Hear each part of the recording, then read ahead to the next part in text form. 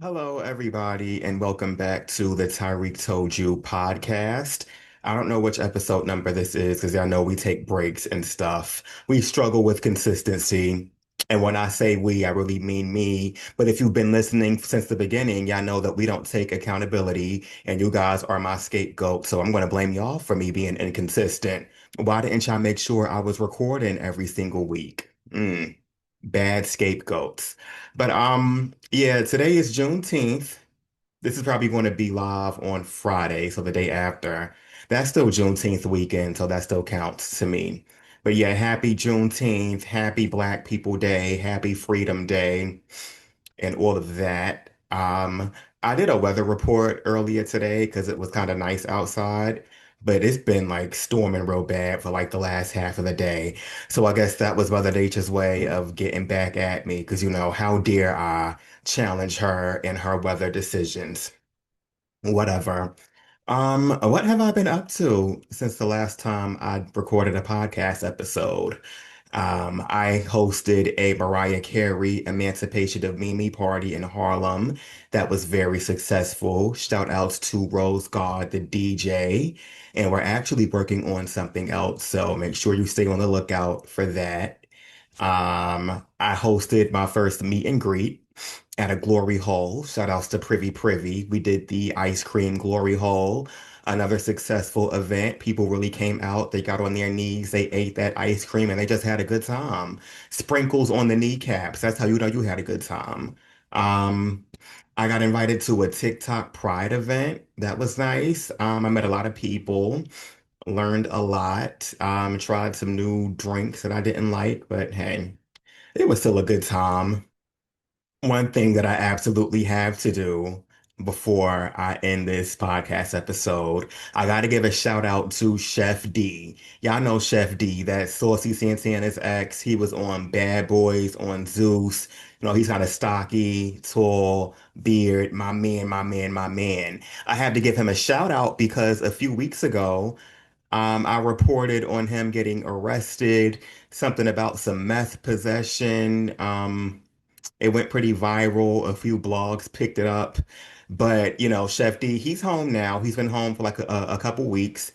And he DM'd me on Instagram and made sure that I go and report his freedom the same way I reported his incarceration. So, Chef D, this is me making do on my promise. Welcome home. I'm happy that you're home. And you know what? You did it right because you got locked up when it was still cold outside. You waited till it got nice to come home. So, you came home to some summertime weather. And again, it's Juneteenth. We celebrate freedom today. You are no longer locked up. Those chains have been broken. The world is your oyster. So welcome home, Chef D. All right. See, I did the thing. I acknowledged it. There you go. I have not been focused on anything lately. Like, I got a PR box from Stars because I'm doing this brand deal with BMF. And I waited like 2 weeks to open it. And when I opened it, there was like a bunch of knickknacks in there, like a water bottle, a fanny pack, some hand sanitizer. But there were also some credentials in there with like a little barcode that you scan. Lo and behold, it was a press pass to BMF weekend in Philly. But by the time I opened up the box, the thing had ended, so I didn't get to go. I missed it. But now that's a lesson to me to just open up my boxes as soon as I get them. Stop letting shit just pile up in the corner. Maybe that'll help you with your anxiety too. Do the thing when you're supposed to do it. What else have I been up to? I'm watching Next Gen NYC on Bravo, and I'm posting my reactions up on YouTube. Y'all need to go head on over to YouTube and watch those damn videos because they don't really get that many views, okay? Now, granted, I haven't been promoting my YouTube channel. I can do a much better job at that, but consider this a promotion. Go head on over to my YouTube and watch those Next Gen NYC reactions. It's really, really good.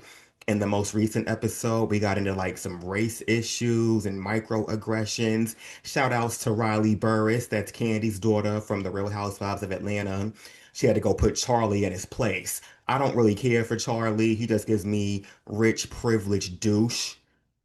And like he really does lean into that character, and you can tell he's not faking it. That's really who he is. Just the lack of self-awareness, the lack of any type of empathy. He just doesn't care. And granted, his parents ain't shit. They barely raised him, so you can't really blame him. But that's still no excuse. Not in today's climate.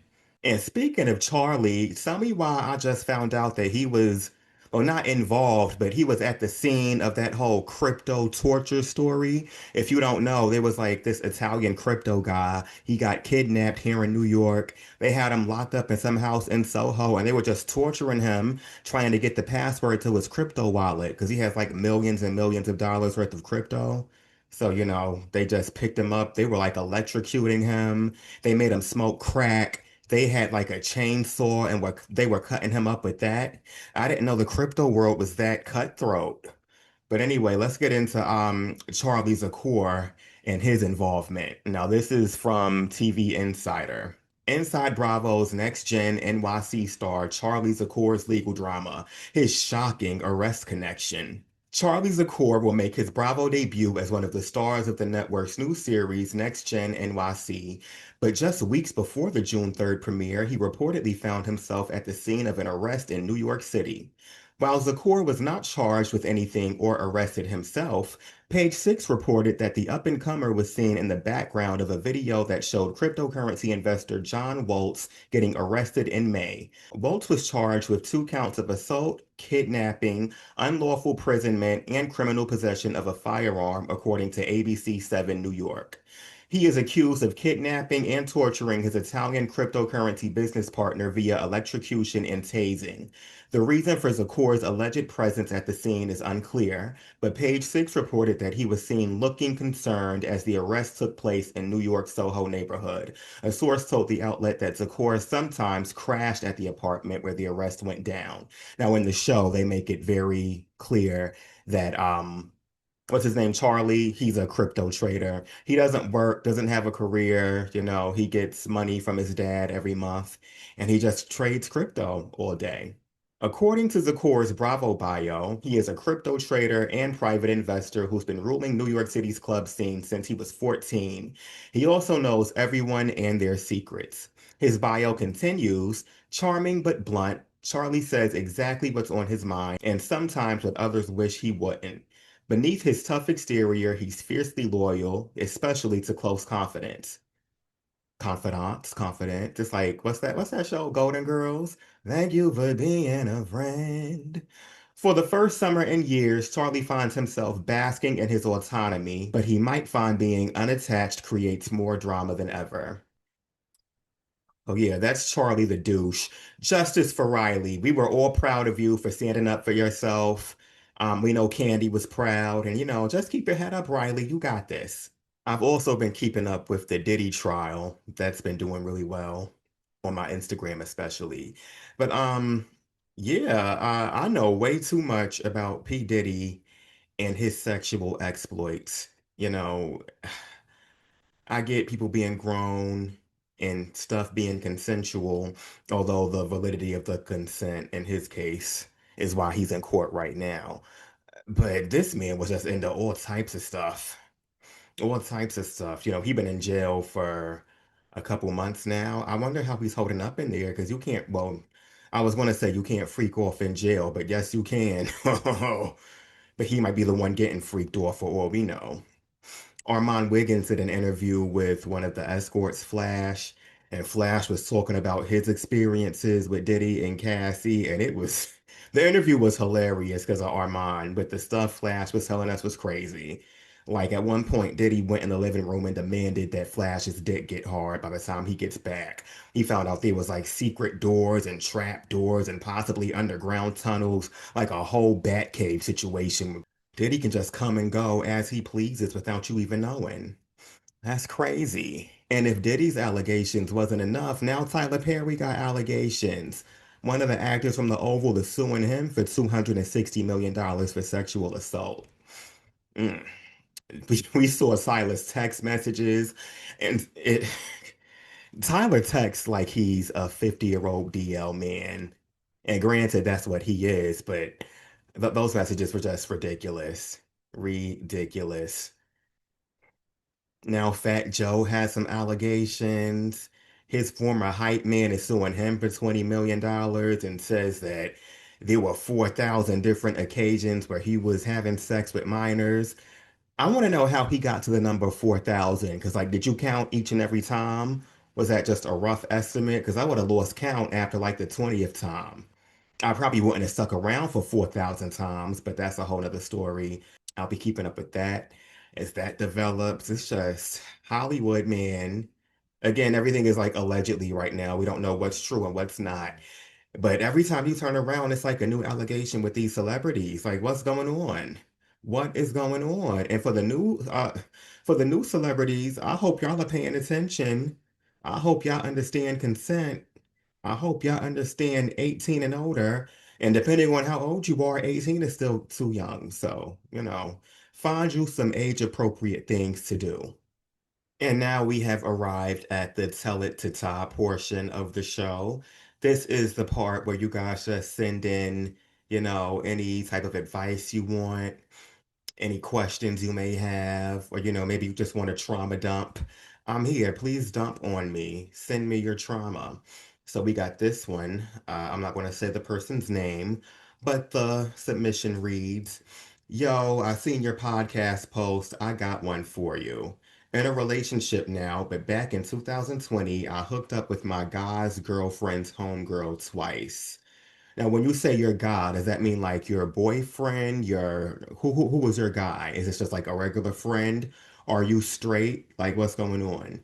My friend group and his girlfriend friend group all met up for a boat party.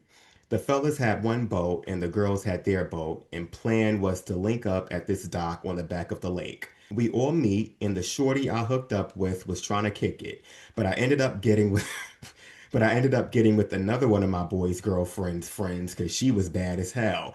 You just fucking everybody. All right. Hookup girl number one was mad as fuck. Fast forward, I bring hookup girl number two to a party and see hookup girl number one.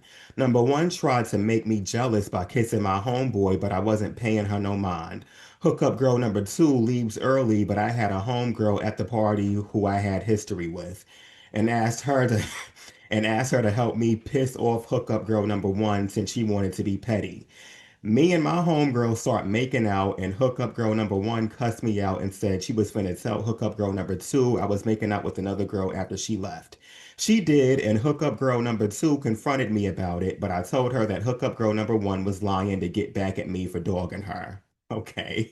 I don't think she 100% believed me, but we kept the fling going for a few months before she ghosted me. Couldn't even be mad. LMAO. Okay, the best part about this submission is like you're not asking any questions. You don't want any advice. You just wanted to share a story with me. So that's it, I guess. Thank you for sharing that. You made out with what, two different women in the same night? And if you friends with this guy, keep your girlfriends away from him because he's gonna fuck them. He's gonna fuck his homeboys, homegirls, girlfriends, and all that other stuff. Well, I'm happy to see that you're living your life to the fullest and enjoying yourself. You said you're in a relationship right now, so it looks like everything's going well for you. And if things do go sour in your current relationship, please come back and tell me what happened because I would love to hear it. All right, you guys, that brings us to our conclusion. Welcome back to the Tyreek Told You podcast. I know this episode was kind of short, but hey, take care.